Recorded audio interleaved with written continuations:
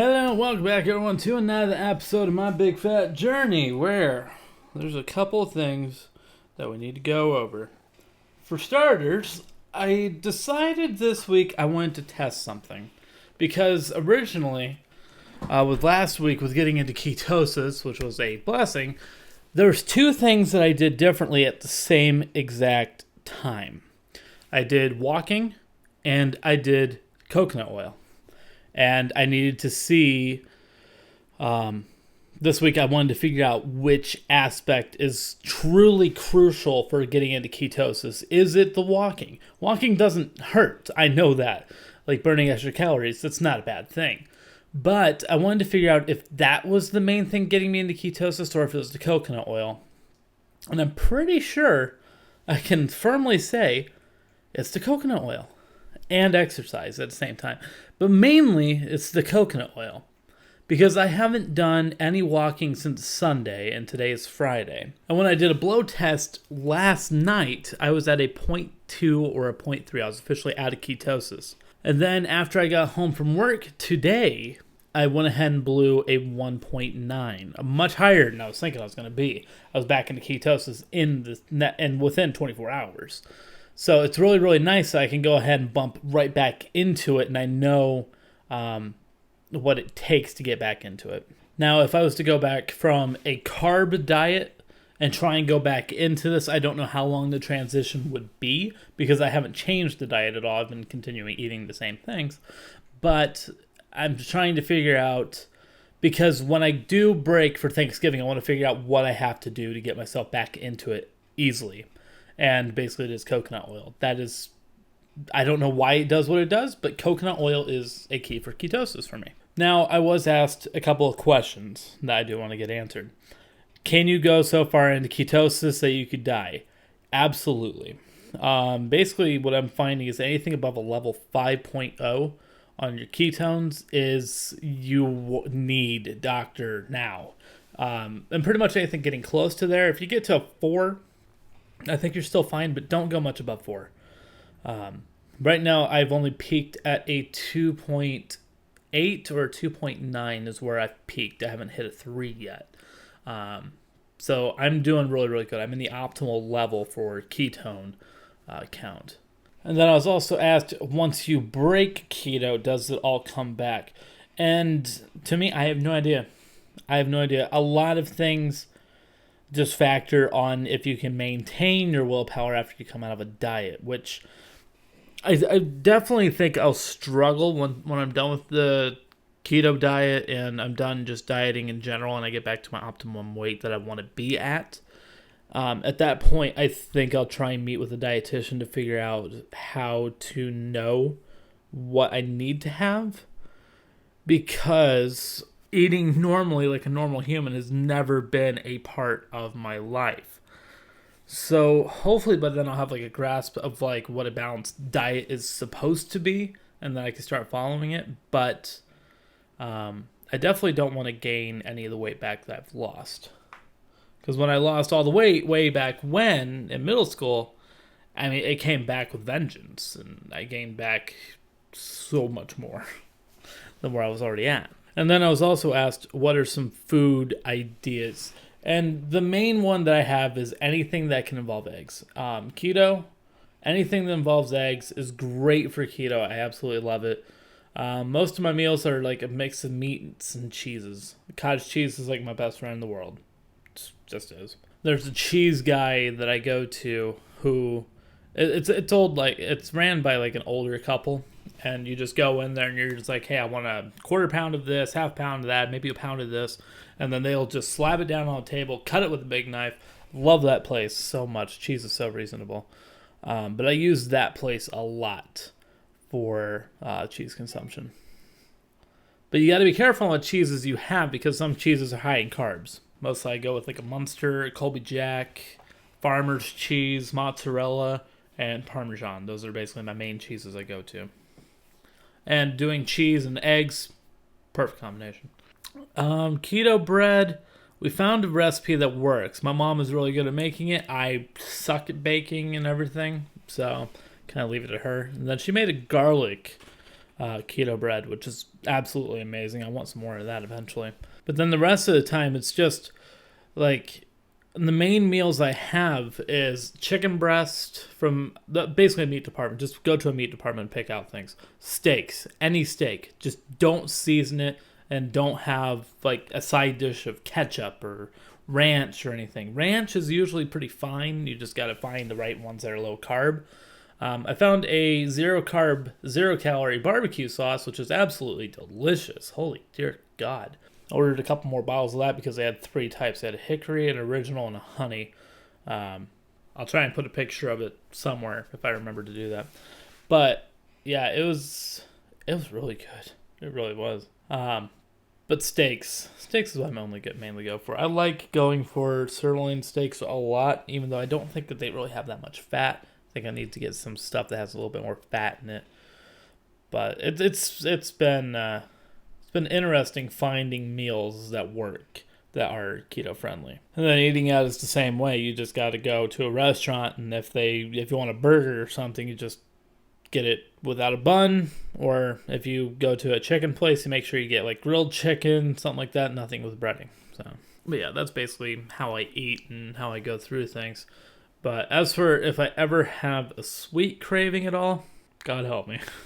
I've had a sweet craving for a long time. And I never ever have Diet Pop. I feel like Diet Pop would help with that sweet craving, but I don't want to go back to that route because I feel like that's going to just be temptation to revert back. Like even when I do the Thanksgiving, I will stick to only having water. I will stick to that part of the diet. I want to have the breads, and I want to have my mashed potatoes again. I want to have those 2 things. Those are the 2 things that I want. Is bread and potatoes, have a taste of them again, and go right back into it. It will take me a full 24 hours, though, before then to prep myself for the idea of you got to stick to this, you got to stick to this. You're going to get a break, but you can't let your mind slip. It's going to be a hard challenge to see how it goes. I ate over 10 minutes ago now, so I'm going to go and do a blow test, because in order to do a blow test, you have to have like an 8-minute cool down from the time that you ate. Yeah, I'm at a 1.85 right now.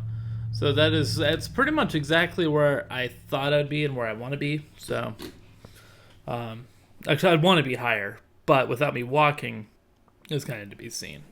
Honestly, I thought without the walking that the coconut oil wouldn't be enough to keep me in it. But apparently with what I do at work, it is actually enough to keep me in ketosis. But I imagine by tonight, I'll fall out of it again. As a quick side note, as of the time of me editing, I just did a blow test, and I'm actually at a 2.4. I actually increased above where I thought it would be.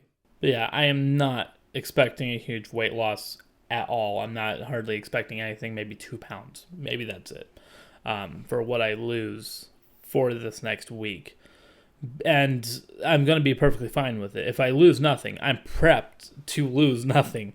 I just want to know how to keep myself in ketosis. That's all that I was really looking for. The way I see it, I got a long way to go with this diet, and I want to know how it works now, so that way in the long run, I know what I need to do. And the more you learn, the more understanding, then the more easier time you're going to have down the road. It's just how I feel about it. And then the big change that I had with this week is my work clothes are not working out anymore. My pants are extremely way too baggy now. I definitely need to shrink the size on those. And then my shirts are way too baggy as well. I'm going to continue wearing the shirts for as long as I can. Because shirts are expensive, especially dress shirts like that. But the pants I already have bought. I have lower sizes. I think I could probably drop about 4 inches on pant size right now. But yeah, it's nice having my pants start going down now in inches. And then this shirt continues to feel better and better every single time. I absolutely love this shirt. Yeah, last week was a 4.2 pound loss, I want to say. I think it was either 4 or 4.2. But yeah, it was an okay loss. I want to keep that 5 pound average, even though I know this week it will not be 5 pounds. But I want to maintain that average as much as I can, because with that, in a year, I mean, 5 times 52.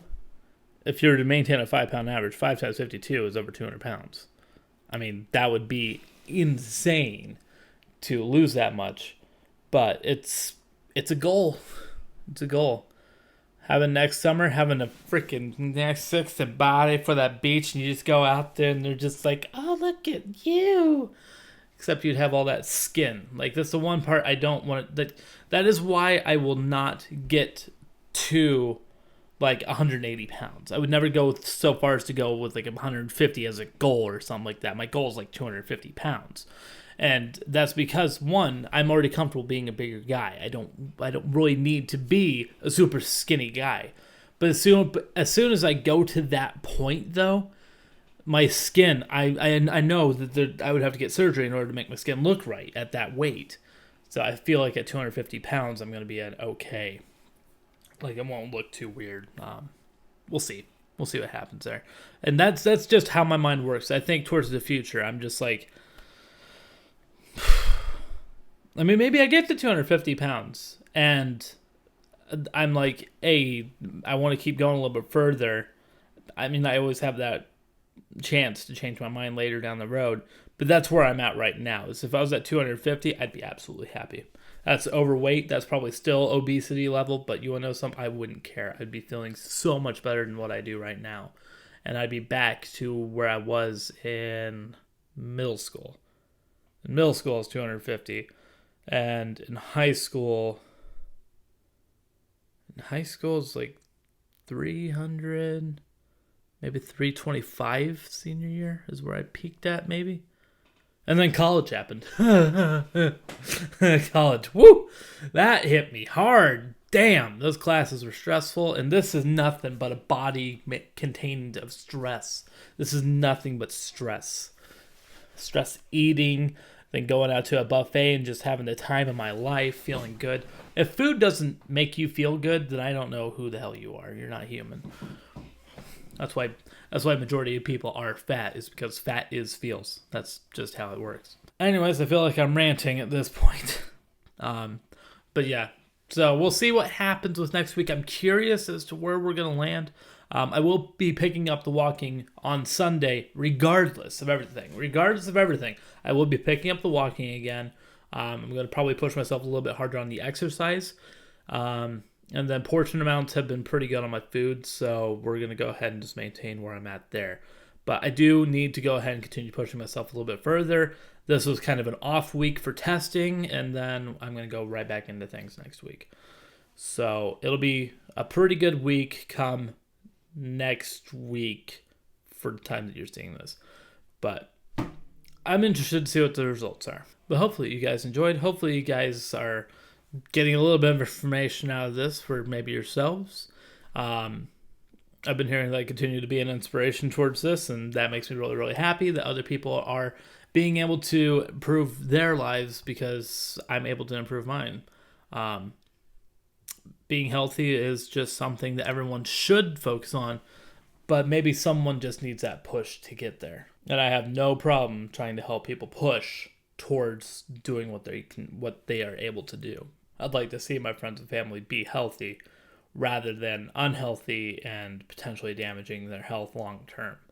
So, which is what I'm trying to fix now. But anyways, that's going to do it for this episode of My Big Fat Journey. Hopefully you guys enjoyed. Any questions, feel free to leave them down below.